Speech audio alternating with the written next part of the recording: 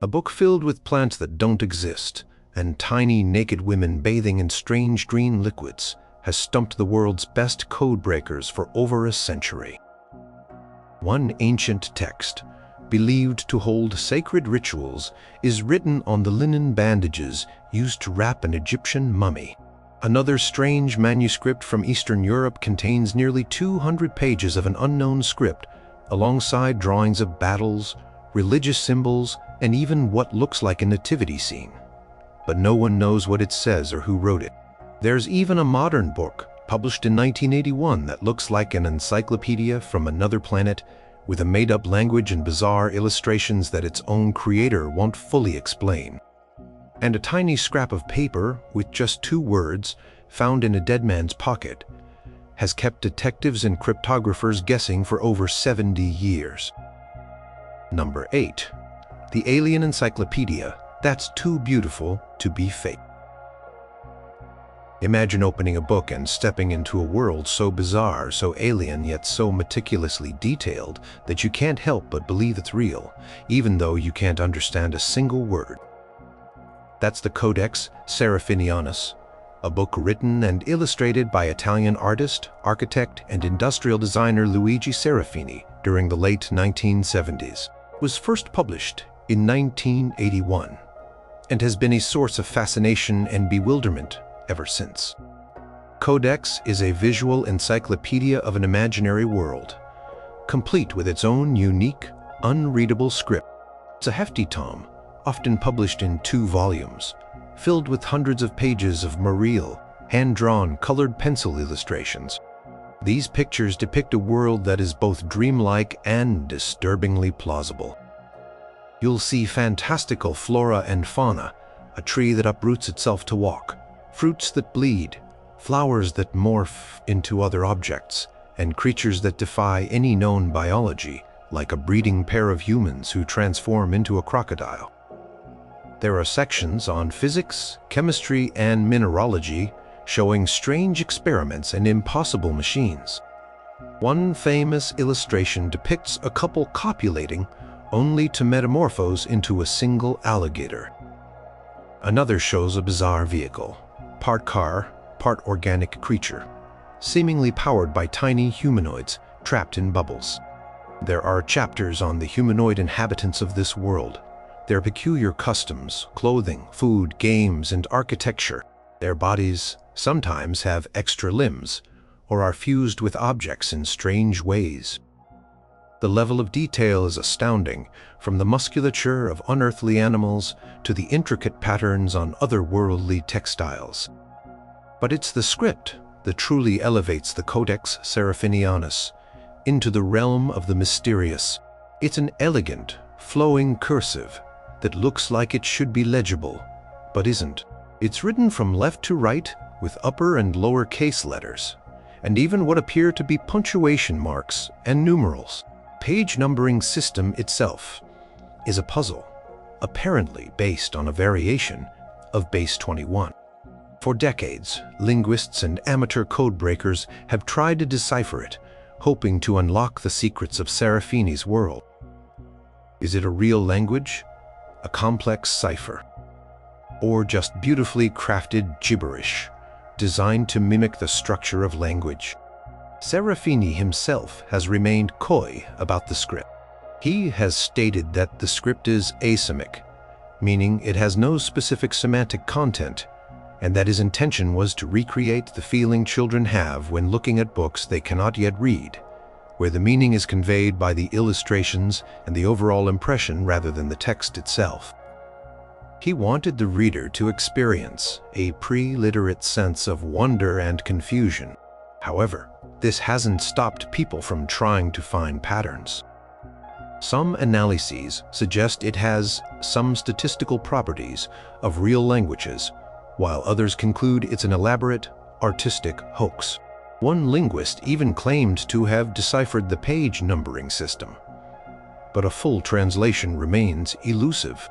The Codex Seraphinianus is more than just an art book. It's an experience. It challenges our understanding of language, reality, and the nature of encyclopedias themselves. It's a testament to the power of imagination and the enduring human desire to find meaning, even when confronted with the deliberately meaningless. It's a beautiful, frustrating, and utterly unique creation that continues to enchant and mystify anyone who dares to turn its pages. Is it a message from another dimension? A complex joke, or simply art for art's sake? The fact that we still ask these questions is part of its enduring magic. Number 7. The mummy's secret message that's wrapped in linen. Imagine holding a piece of history so old that it was already ancient when the Roman Empire was at its peak. Now imagine that this baped, a book, is not made of paper or papyrus, but of linen strips that were once used to wrap an Egyptian mummy. This is the Liber Linteus Zagrabiensis, or the Linen Book of Zagreb, and it's one of the most enigmatic texts from the ancient world. The story of its survival is almost as strange as its contents. The book itself is thought to date from around the 3rd century BCE. It's written in Etruscan, the language of the ancient Etruscan civilization that flourished in Italy before the rise of Rome. The Etruscans had a vibrant culture, known for their art, metalwork, and unique religious practices. However, their language remains largely a puzzle. While we can read Etruscan script, it's derived from Greek, we understand only a limited number of words, mostly from short tomb inscriptions. The Liber Linteus is by far the longest existing Etruscan text. So, how did an Etruscan book end up as mummy wrappings in Egypt? The details are murky. It's believed that the linen book was eventually cut into strips and used to bandage a deceased Egyptian woman sometime in the Ptolemaic period, 305 to 30 BCE. Why this happened is unknown. Was the book no longer considered valuable? Was it a common practice to reuse linen in this way? We don't know. The mummy, along with its unusual bandages, was purchased in Alexandria, Egypt in 1848 by a Croatian official named Mihajlo Barak. He kept it as a curiosity, displaying the mummy in its sarcophagus in his Vienna home, unaware of the treasure hidden in its wrappings. After his death in 1859, his brother donated the mummy to the Archaeological Museum in Zagreb, Croatia, where it still resides. It wasn't until 1891 that Egyptologists, upon removing the bandages, noticed the strange script.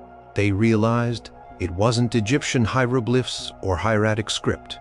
It was Etruscan.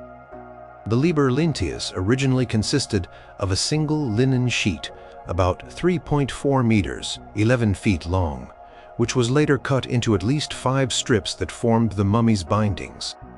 These strips were then folded to create something resembling a 12-column book, containing around 230 lines of text and approximately 1,200 legible words. The script is written in red and black ink. Deciphering the Liber Linteus has been a monumental challenge. Because it's the longest Etruscan text we have, it provides the most extensive example of connected Etruscan prose. However, without a Rosetta Stone for Etruscan, a parallel text in a known language, progress has been slow. Scholars have been able to identify some repeated words and phrases, names of gods, and date formulas. This has led to the prevailing theory that the Liber Linteus is a ritual calendar or religious text detailing ceremonies, sacrifices, and prayers to be performed on specific dates for various Etruscan deities. Words like crap, sacrifice, mive dior, offering, and names of gods like Nethans, Neptune, and Uni, Juno, appear. Text seems to prescribe rituals for specific days of the month. However, the full meaning, the nuances of the rituals, and the broader context remain elusive.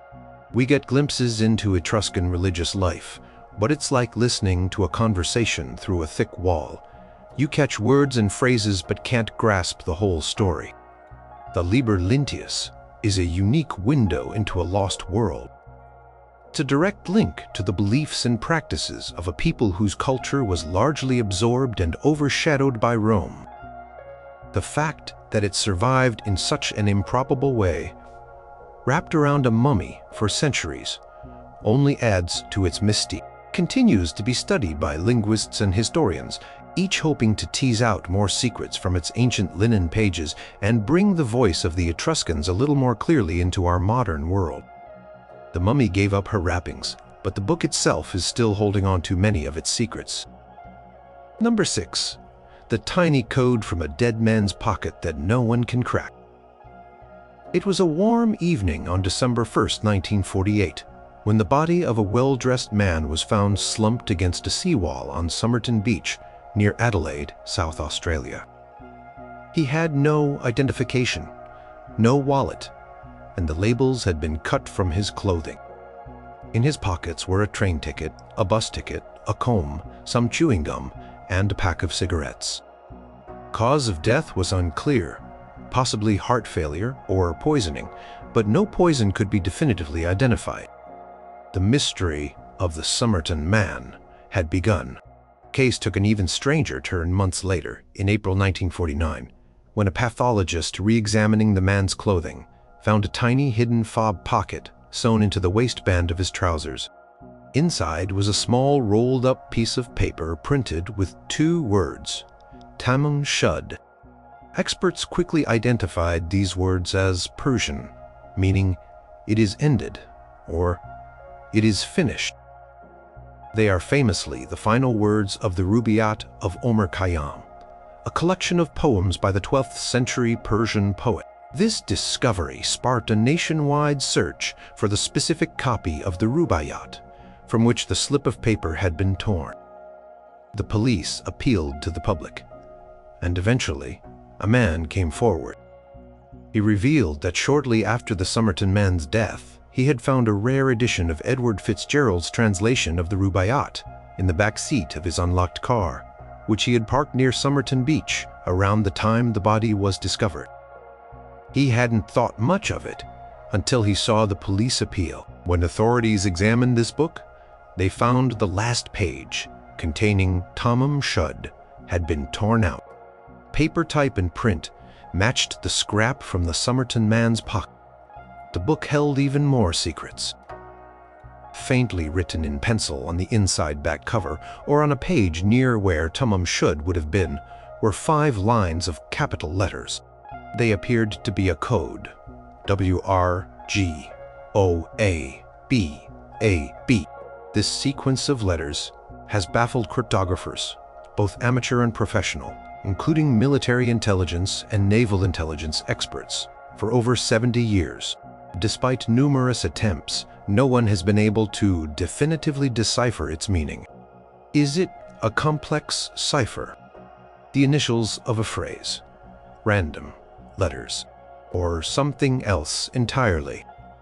The irregularity of the letter combinations and the short length of the text make it incredibly difficult to crack using traditional cryptographic methods. Adding another layer of intrigue, the book also contained a faintly scribbled telephone number. This number belonged to a nurse named Jessica Thompson, often referred to by pseudonyms like Jeston in earlier reports, who lived near Somerton Beach. When interviewed by police, Thompson denied knowing the Somerton man. However, she reportedly reacted strangely when shown a plaster cast of his face, appearing distressed or on the verge of fainting. She also admitted that she had once owned a copy of the Rubaiyat and had given it to an army lieutenant named Alfred Boxall during World War II. For a while, police suspected the Somerton man might be Alfred Boxall. But Boxall was soon found, alive and well, and still in possession of his copy of the Rubaiyat, complete with the Tamám Shud page intact. This deepened the mystery. Who was the Somerton man, and what was his connection to Jessica Thompson, if any? And what did the cryptic code mean? The theories surrounding the Somerton man case are wild and varied, ranging from a jilted lover to Cold War espionage. Was he a spy? Perhaps using the code for secret communications? Was it a suicide note with a hidden message? The fact that all labels were removed from his clothing, his unknown identity, and the undeciphered code all point to something clandestine. In 2022, researchers using advanced DNA technology claim to have identified the Somerton man as Carl Charles Webb, an electrical engineer and instrument maker from Melbourne. This identification, based on DNA extracted from hairs found on the plaster cast, has opened new avenues for investigation into his life and why he might have been in Adelaide. However, it doesn't solve the mystery of the code or the meaning of Tamám Shud in his pocket. Tamám Shud slip and the accompanying code remain one of Australia's most profound unsolved mysteries. Tiny piece of paper, a few cryptic letters, and a book of poetry have woven a tale of intrigue that continues to fascinate. The Somerton man may have finally had his name returned to him, but his secrets, particularly those encrypted in those enigmatic lines of text, are still locked away, waiting for someone to find the key. Number 5. The Angelic Code Book that spooked Queen Elizabeth's magician. Imagine a book so powerful, so filled with arcane knowledge, that it was believed to contain secrets revealed by angels themselves. This is the story of the Book of Soiga, also known as Alderaya, Siv Soiga, Vokor, Alderaya, or I am called Soiga. This mysterious manuscript was once owned by the famous Elizabethan scholar, mathematician and occultist Dr. John Dee, an advisor to Queen Elizabeth I. For centuries, it was thought to be lost, existing only in whispers and legends, until 2 copies were dramatically rediscovered in 1994. John Dee was a fascinating figure of the Renaissance, a man who straddled the worlds of science and magic. He possessed one of the largest libraries in England and was deeply interested in alchemy, divination, and communicating with spirits. The Book of Soiga was one of his most prized and most puzzling possessions. He acquired it sometime in the 16th century, but despite his vast knowledge of languages and esoteric lore, he couldn't understand its core contents. The Book of Soiga is primarily a treatise on magic and esoteric knowledge, written in Latin. Large parts of it discuss demonology, astrology, and various magical practices. But what makes it truly enigmatic, and what baffled Dee, are the final 36 pages. These pages consist of a series of large square tables filled with seemingly random letters of the Latin alphabet. There are 184 such tables in total, each a grid of 36 rows and 36 columns, containing over 238,000 letters. This section is the heart of the mystery. Dee was so desperate to understand these tables that he reportedly sought supernatural help. According to his spiritual diaries, in March 1582, Dee and his associate, the spirit medium Edward Kelly, conducted a scrying session, attempting to contact angels. Dee asked the angel Uriel about the Book of Soiga, which he referred to as the Book of Enoch, or the Liber Logoth. Uriel, according to Dee's account, revealed that the book had been given to Adam in paradise, and that its secrets could only be interpreted by the archangel Michael. Uriel also supposedly told Dee that the book contained a key to understanding all knowledge, but that Dee himself would only be able to decipher the first page, and even then, only with angelic assistance. This angelic revelation, or perhaps the sheer complexity of the tables, seems to have deeply troubled Dee. He noted in his diary that the book was revealed to Adam in paradise by God's good angels. Contents of these letter squares were clearly of immense importance to him, yet they remained beyond his grasp. After Dee's death in 1608 or 1609, the Book of Soiga vanished. For over 350 years, it was known only through references in Dee's diaries and a catalogue of his library. Scholars believed it was lost forever. Then, in 1994, scholar Deborah Harkness made a stunning discovery. She found not one but two copies of the Book of Soige, one in the British Library in London, and another in the Bodleian Library at Oxford. They had been miscatalogued for centuries under different titles. The rediscovery was a major event for historians of science, magic, and Renaissance thought. Now that the book is accessible, have we cracked the code of the letter tables? Not entirely. Modern analysis, particularly by scholar Jim Reeds, has revealed some of the underlying structure. Reeds discovered that the tables are constructed using a complex system. Each table is based on a seed word of 6 letters, and the subsequent letters in the table are generated using a mathematical algorithm that involves looking up letters in a code table and performing arithmetic operations. The letters are written forwards and backwards in alternating cells. While Reeds managed to figure out how the tables were constructed, the meaning of the seed words and the overall purpose of these letter squares remain a mystery. Are they encrypted messages, magical formulas, keys to an esoteric system of knowledge, as Dee believed?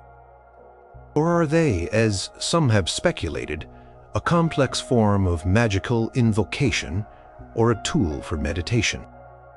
The Latin text that precedes the tables provides some clues, discussing the magical properties of letters, numbers, and words, but the tables themselves are still a lock without a clear key. The Book of Soige stands as a fascinating example of Renaissance occult philosophy, a bridge between the medieval grimoire tradition and early modern attempts to systematize magical knowledge.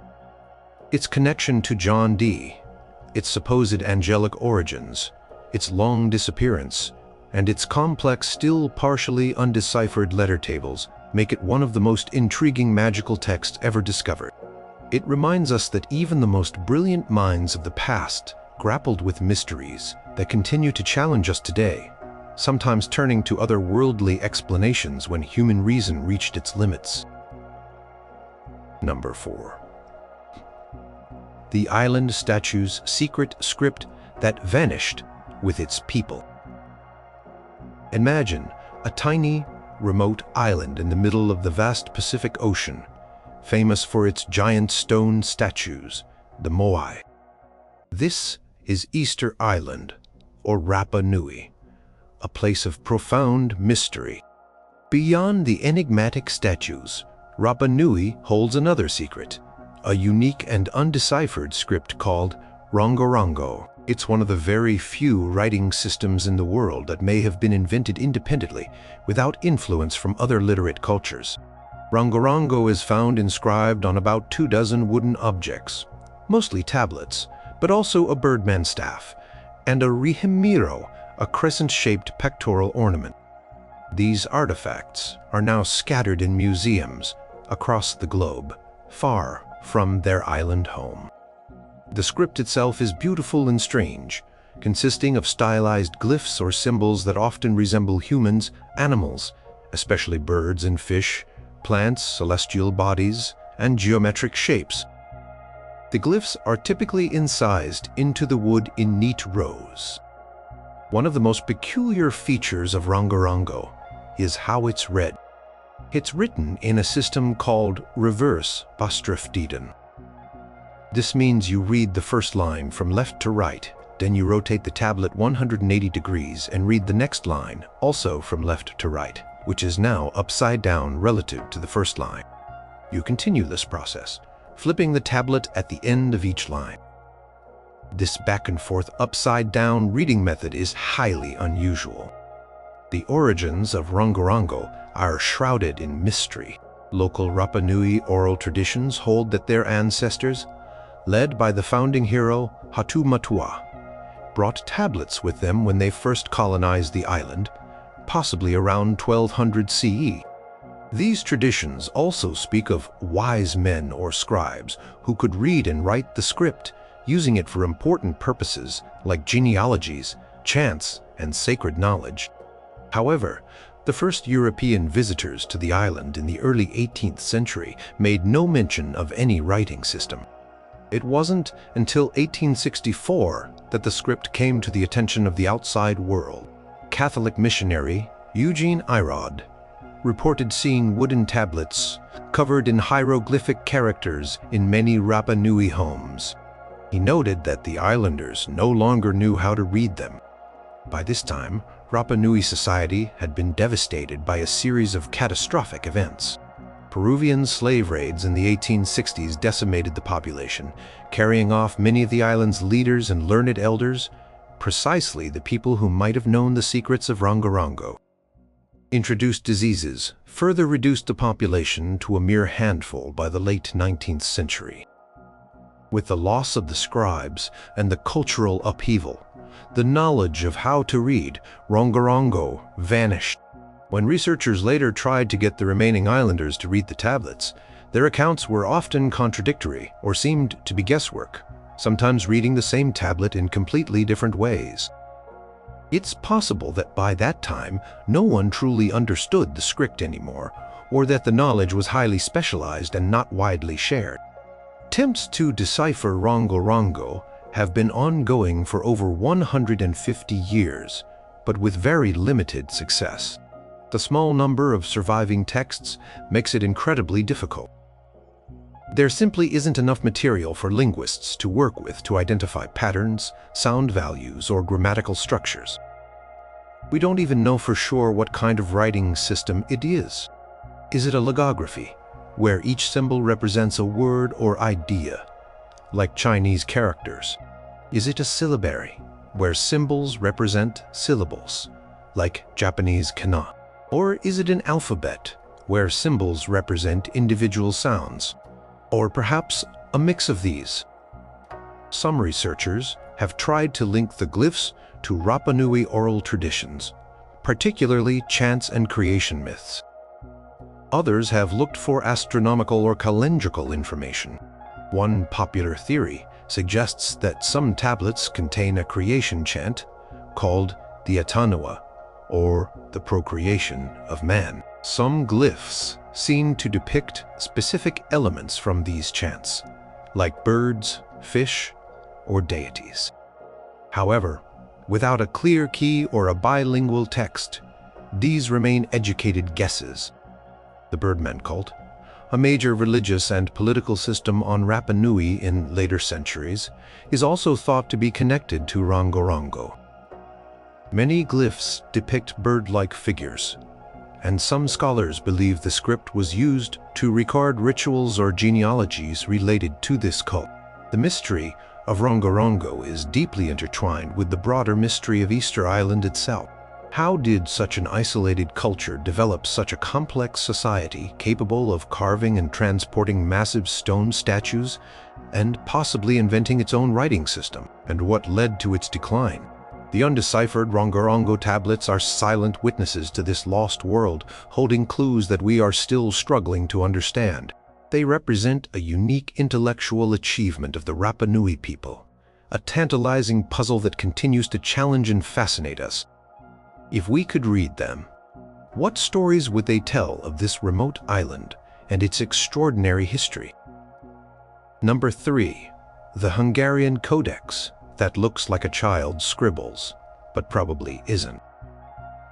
Imagine stumbling upon an ancient-looking book, its pages filled with a script you've never seen before, accompanied by hundreds of simple, almost childlike drawings depicting battles, religious scenes, and strange symbols. This is the Rohan Codex, a mysterious manuscript whose origin, language, and meaning have baffled scholars for over 2 centuries. The Codex first surfaced in Hungary in the early 19th century. It was part of the library of Count Gustav Batthyány, a Hungarian nobleman. In 1838, he donated his entire library, including this enigmatic book, to the Hungarian Academy of Sciences in Budapest, where it remains today. The Codex is named after the city of Rohan in western Hungary, now Recknitz, Austria, where the Batthyány family had a castle and where the book was kept for a time. Physically, the Rohan Codex is a smallish volume, about 12 by 10 centimeters, roughly 4.7 by 3.9 inches. It contains 448 paper pages, all densely filled with text and illustrations. The script is unique and has never been identified. It consists of between 150 and 200 distinct symbols, which is far more than any known alphabet, but fewer than would be expected for a syllabic or logographic system like Chinese. The symbols are written from right to left, and they seem to form words separated by spaces or punctuation. The illustrations are just as puzzling as the script. There are nearly 90 of them, crudely drawn but full of detail. They depict a wide range of scenes, battles with soldiers in armor, sieges of walled cities, ships, and numerous religious symbols, including crosses, crescents, and suns or swastikas. Some scenes appear to be Christian, with depictions of what look like churches, angels, and even a nativity scene. Others seem to feature Islamic or pagan elements. This mix of religious iconography has led to much speculation about the cultural context of the codex. Paper itself has been analyzed. Watermarks on some pages suggest it might be Venetian paper, dating from the early 16th century, around the 1530s. However, this only dates the paper, not necessarily when the text was written on it. The binding also appears to be from a later period. So, what is the Rohan Codex? Is it a genuine historical document written in an unknown language or code? Or is it an elaborate hoax? Scholars have been debating this since its discovery. Many attempts have been made to decipher the text. Some researchers have tried to link the script to known ancient writing systems like Hungarian runes Rovasiras, Brahmi script from India, or even shorthand systems. Others have approached it as a cipher. Statistical analysis of the text has shown some patterns that are characteristic of natural languages, such as recurring symbol combinations and a non-random distribution of symbols. This suggests it might not be complete gibberish. One prominent theory, proposed by Romanian philologist Viorica Enaciu in the early 2000s, suggested that the text was written in a dialect of Vulgar Latin from Dacia, an ancient region corresponding to modern Romania, and that it chronicles events related to the Vlachs, ancestors of modern Romanians, and their conflicts with Pechenes. Her translation, however, has been widely criticized and is not accepted by mainstream scholarship due to methodological issues. Another line of inquiry pursued by Hungarian scholars has focused on a possible Hungarian connection given its provenance. Some have attempted to read it as a form of early Hungarian written in a unique script, perhaps for secretive purposes. Tilla Nyeri proposed that it was a primer for Cuman children, a Turkic people who settled in Hungary, with the illustrations aiding comprehension. Benedict Lang, a Hungarian historian of science and cartography, concluded after extensive study that the codex is most likely a hoax possibly created by Samuel Literati, Nemes, a Hungarian Transylvanian antiquarian, known for several forgeries in the 1830s, around the time the codex was donated. Lang pointed out inconsistencies and features that seemed too modern or deliberately obscure. The argument for it being a hoax is compelling. The crude illustrations, the eclectic mix of symbols that don't quite fit any known system, and the lack of any external corroborating evidence make many scholars skeptical. If it is a hoax, it's a remarkably persistent one, designed with enough complexity to keep people guessing. Yet, the possibility that it's genuine, however slim, keeps the mystery alive. If it is a real text in an unknown language or a forgotten code, what secrets does it hold? What historical events, religious beliefs, or cultural practices does it describe? The Rohan Codex remains a frustrating enigma. Its pages are filled with symbols that look like they should mean something, accompanied by drawings that hint at stories of war, faith, and daily life from a bygone era. But until someone finds a key to unlock its script, it will continue to be a silent, illustrated puzzle box from the past. Number 2. The secret book of plants, stars, and naked ladies that even I can't read. This is the superstar of unreadable books, the enigma that has obsessed cryptographers, linguists, and conspiracy theorists for over a century, the Voynich manuscript. Imagine a medieval book filled with elegant flowing script that no one on earth can understand, alongside hundreds of bizarre, colorful drawings of plants that don't exist, strange astronomical charts, and tiny naked women bathing in green liquid flowing through intricate pipe-like structures. The Voynich manuscript is named after Wilfrid Voynich, a Polish-Lithuanian rare book dealer who acquired it in 1912 from a Jesuit college near Rome, the Collegio Mondragone. Earlier history is shadowy but tantalizing. Letters found with the manuscript suggest it may have once belonged to Emperor Rudolf II of Bohemia in the late 16th century, a known collector of curiosities and patron of alchemists. It's even been speculated that the Elizabethan scholar John Dee, owner of the Book of Soya, might have sold it to Rudolf, perhaps claiming it was the work of the 13th century philosopher Roger Bacon. The manuscript itself is a modest-sized vellum codex, about 23.5 by 16.2 centimeters, 9.3 by 6.4 inches. It originally had around 272 pages, but about 30 are now missing. Text is written from left to right in a unique unknown script composed of about 25 to 30 distinct characters, some resembling Latin letters or Arabic numerals, others completely unfamiliar. There are an estimated 170,000 individual glyphs forming what appear to be words and sentences. The script is written with a quill pen and iron gall ink, and many pages are lavishly illustrated with colored drawings. Radiocarbon dating of the vellum in the early 21st century placed its creation in the early 15th century, likely between 1404 and 1438. This makes it genuinely medieval, dispelling theories that it was a modern forgery by Voynich himself. The ink and pigments are also consistent with this period. The illustrations are what make the Voynich manuscript so captivating and so weird. They are typically divided into several sections based on their content. The herbal section. This is the largest section, filled with drawings of plants.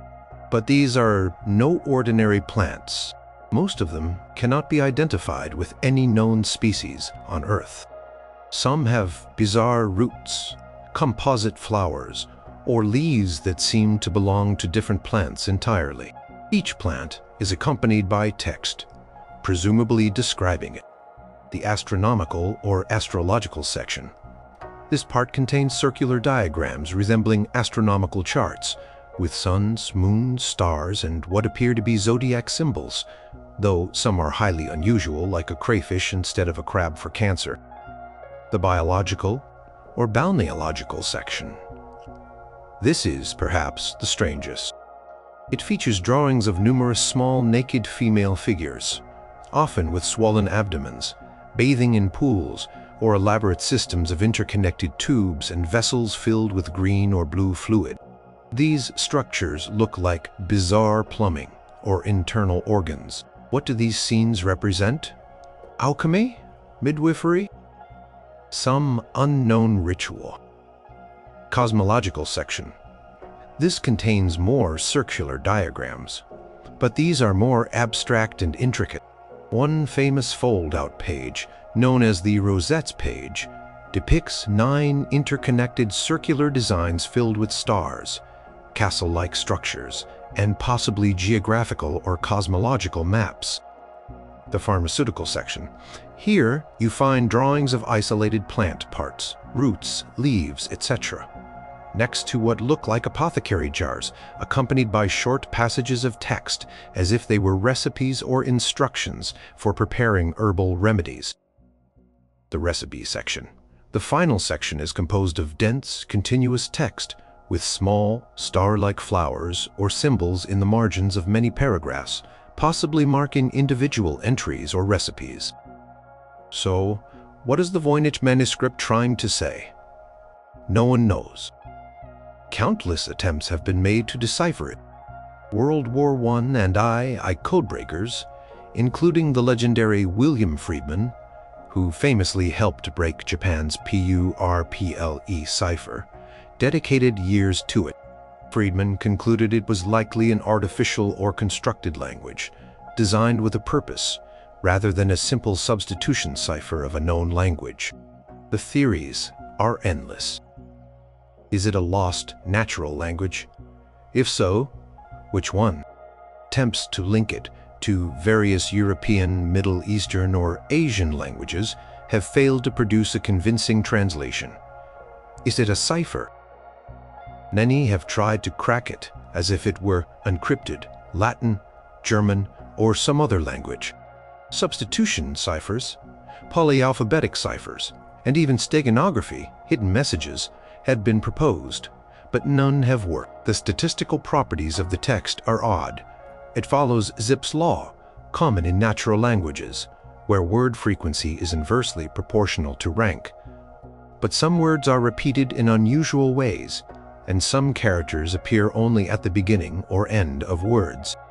Is it glossolalia, speaking in tongues, written down? Is it a hoax from the 15th century, designed to fool a wealthy patron, perhaps Emperor Rudolph II himself? If so, it's an incredibly elaborate and consistent one, far more complex than typical hoaxes of that era.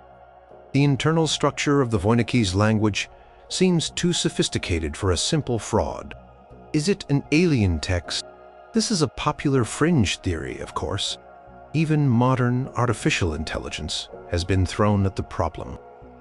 AI algorithms have identified patterns and suggested potential language families, like Hebrew or Proto-Romance languages, and some have even claimed to translate individual words or phrases, but no complete, verifiable translation has emerged. Some studies have suggested the language is Semitic, while others lean towards a European origin. The AI often highlights the text's linguistic structure, but the meaning remains elusive. The Voynich manuscript is the ultimate literary mystery. It sits there, looking like it should be readable, filled with tantalizing clues in its illustrations, yet it refuses to give up its secrets. It's a testament to the limits of our knowledge and our enduring fascination with the unknown. Every few years, someone claims to have cracked it, but so far, none have stood up to scrutiny. It remains a beautiful, baffling, and utterly unique puzzle from the past. Number 1. The disc from Crete that spins a tale we can't understand. Imagine a small, flat, circular piece of baked clay, no bigger than a dinner plate, covered on both sides with a spiral of stamped symbols that look like tiny pictures. This is the Phaistos disc, one of the most iconic and frustrating puzzles in archaeology. Discovered in 1908 by Italian archaeologist Luigi Pernier. In the ruins of the Minoan palace of Phaistos on the Greek island of Crete, this bakode has captivated and baffled scholars for over a century. The disc is made of fired clay and is about 15 centimeters, 5.9 inches, in diameter and about 1 centimeter, 0.4 inches, thick. What makes it extraordinary is its script. Both sides of the disc are covered with a spiral of stamped hieroglyphic-like symbols running from the edge towards the center. There are a total of 241 or 242 tokens or impressions on the disc, comprising 45 distinct signs. These signs are pictographic, meaning they depict recognizable objects: a plumed head, a shield, a ship, a fish, a bird, a house, a running man, a woman, various tools and plants. What's remarkable is how these symbols were made. They weren't individually incised or drawn. Instead, It appears they were pressed into the soft clay using pre-made stamps or seals, one for each unique symbol. This makes the Phaistos disc arguably the earliest known example of typography or printing with movable type, centuries before Gutenberg.